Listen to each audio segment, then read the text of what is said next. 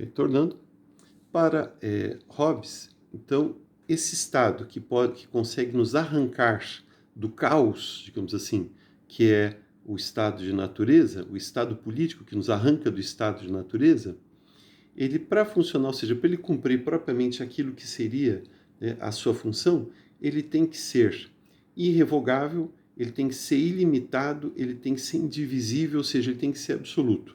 Ou seja, ou se dá efetivamente uma transferência do direito a tudo para o soberano, encarnação do Estado, para esta figura do soberano, que é instância de governo, pode ser assim, do Estado.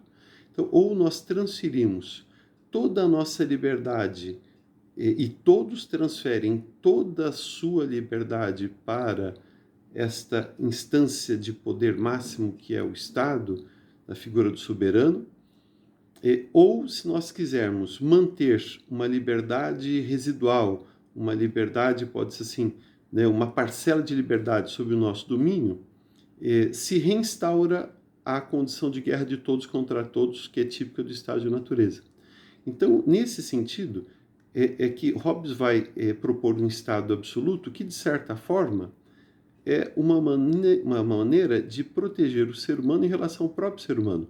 Nós somos belicosos e, nesse sentido, o Estado, para enfrentar essa belicosidade natural, tem que conseguir cercear, tem que ter condições de cerceamento da nossa ação, de limitação da expressão da nossa vontade.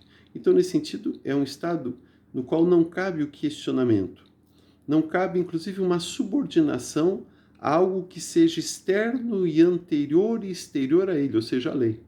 Então, a perspectiva de Hobbes, ela não consegue se conciliar com aquilo que hoje a gente, né, chama de Estado de Direito. Né? O Estado de Direito é o Estado no qual a lei é a autoridade máxima. Essa autoridade máxima subordina as instâncias de governo, as autoridades e o conjunto da sociedade. Na perspectiva hobbesiana, a lei, ela é a expressão da vontade do soberano. E o soberano pode fazer isso na medida que ele está condensando e dando unidade à vontade do conjunto das pessoas. E que vontade é essa? Não é a vontade de deliberação democrática, como vai aparecer, por exemplo, em Rousseau. É a vontade mais, digamos assim, determinante, fundamental, que é aquela que está ancorada na preservação da nossa vida.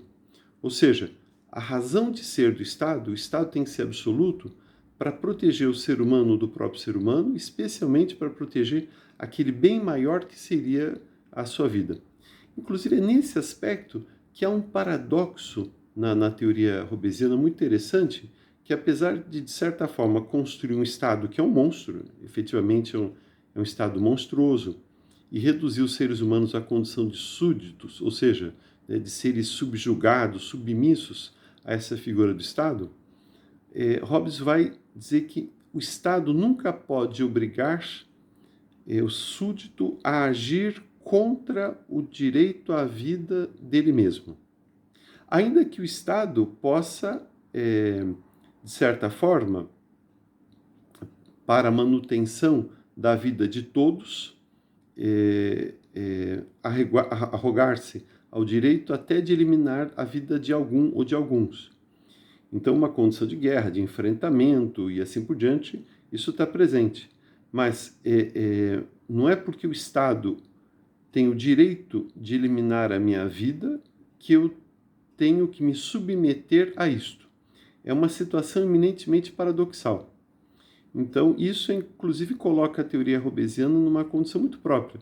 Apesar de ser uma teoria que nós poderíamos dizer hoje de caráter mais totalitário, fazendo uma leitura, digamos assim, né, fora do tempo, né, na medida que essa é uma categoria muito mais próxima de nós, do século XX e do século XXI, apesar desse caráter autoritário, totalitário da teoria hobbesiana, há ali uma afirmação contundente do direito à vida, coisa que não está presente, por exemplo, nas teorias totalitárias do século XX. Né? O fascismo, o nazismo, o stalinismo geraram relativizações do direito da vida no sentido do cidadão fazer frente a frente e ser divergente em relação ao Estado. Paramos aqui mais uma vez e já retornamos já já.